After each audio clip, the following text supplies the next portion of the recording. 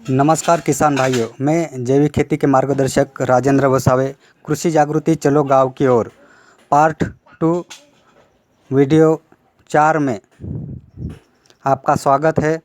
हमारा YouTube channel जैविक क्रांति ऑर्गेनिक फार्मिंग चैनल को सब्सक्राइब, लाइक और शेयर कीजिए। तो चलिए किसान भाइयों, शुरुआत करते हैं चौथे वीडियो का। जैसे कि मैंने पहले ही बताया, रासायनिक खाद व कीटनाशकों से नुकसान का दूसरा पार्ट, दूषित होता भूमिगत जल।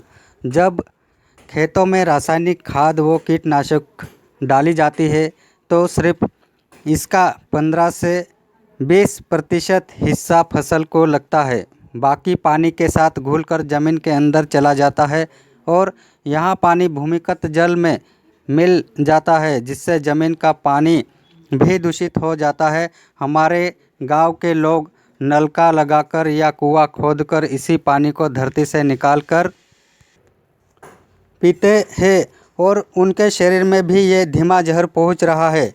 बढ़ता बंजरपन। दोस्तों, जनसंख्या के दबाव में भारत की 1 करोड़ के 1 लाख हेक्टेयर भूमि को सिंचाई के अंतर्गत लाया गया। रासायनिक खादों का प्रयोग 60,000 टन से बढ़कर 150 लाख टन तक पहुंच गया, जिससे ज़मीन के अंदर लवण की मात्रा बढ़ गई। वो इसमें भारत की 190 लाख हेक्टेयर ज़मीन बेकार हो चुकी है।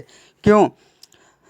रासायनिक खादों व कीटनाशकों के इस्तेमाल से ज़मीन के अंदर रहने वाले सूक्ष्म जीवाणु व सूक्ष्मजीवी दोनों धीरे धीरे समाप्त होते जा रहे हैं। इसीलिए मिट्टी के अंदर होने वाली क्रियाएं भी समाप्त होती जा रही है। वो उसकी पानी को अवशोषित करने की क्षमता भी घटती जा रही है। नदियाँ व नहरों से छोटी नहरों खेतों के सिंचित करने के लिए एक जाल बुना गया है। ये पानी किसी खेत में दिया जाता है तो मिट्टी ठोस होने पर इस पानी को अवशोषित नहीं करती, जिससे ये पानी खेतों में खड़ा रहता है और बाष्पित होकर उड़ जाता है। लेकिन इस पानी में मिट्टी की लवणता बढ़ जाती है, जिससे मिट्टी की उपजाऊ शक्ति घटती है। वो मिट्टी धीरे धीरे बंजर हो जाती है। अगर किसी मिट्टी का pH मान 9 तक पहुंच जाता है तो वो ज़मीन बंजर हो जाती है। आदर्श मिट्टी का pH मान 6.5 से 7 तक होता है। कमजोर फसलें, बढ़ती बीमारियां, बढ़ती कीटनाशक दवाएं, बढ़ती लागत। जैसे कि मैंने पहले भी बताया कि रासायनिक खादों मुख्य 3 पोषक तत्वों का इस्तेमाल हुआ: नाइट्रोजन, फास्फोरस व पोटाश, और इन तत्वों को भी NPK का अनुपात 4:2:1 का होना चाहिए। यानी कि अगर कुल 7 किलोग्राम खाद डालनी है तो उसमें 4 किलोग्राम यूरिया, 2 किलोग्राम DAP व 1 किलोग्राम पोटाश का इस्तेमाल होना था। लेकिन यूरिया के सस्ते होने की वजह से किसान ने यूरिया को स्वीकृत मात्रा से कहीं ज़्यादा इस्तेमाल किया। इसीलिए एक पौधा जिसे बहुत सारे पोषक तत्व जैसे कि nitrogen, phosphorus, potash, sodium, calcium, magnesium, zinc, iron इत्यादि तत्वों की आवश्यकता होती है, उसे सिर्फ नाइट्रोजन, फास्फोरस व पोटाश मिल रहे थे।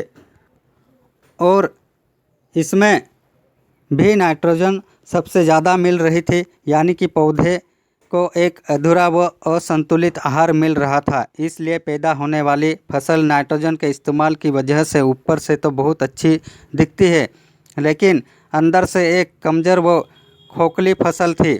इन कमज़ोर फसलों को भी कीट अपना निशाना आसानी से बना लेते हैं।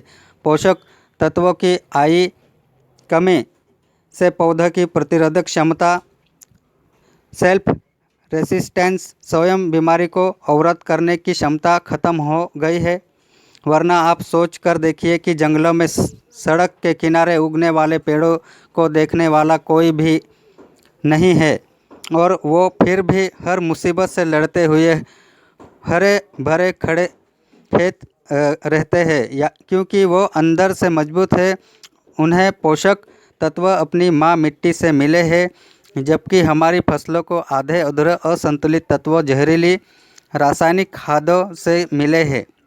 इसलिए हमारी फसलों पर तरह तरह की बीमारियां लग जाती है। आज से 50 वर्ष पूर्व न इतनी बीमारियां थी और न ही इतने कीटनाशक। आज का किसान अपनी फसल को बचाने के चक्कर में अंधाधुंध कीटनाशकों का इस्तेमाल करता है। ये कीटनाशक कितने जहरीले होते हैं इसका इस बात से पता चलता है कि अगर कीटनाशक का खाली डिब्बा हम में से कोई सूंघ ले तो वो आधे घंटे के लिए बेहोश हो जाएगा।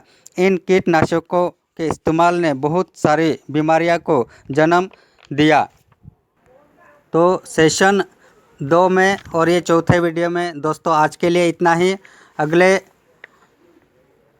वीडियो में जल्द ही हाजिर होंगे नई जानकारी के साथ में।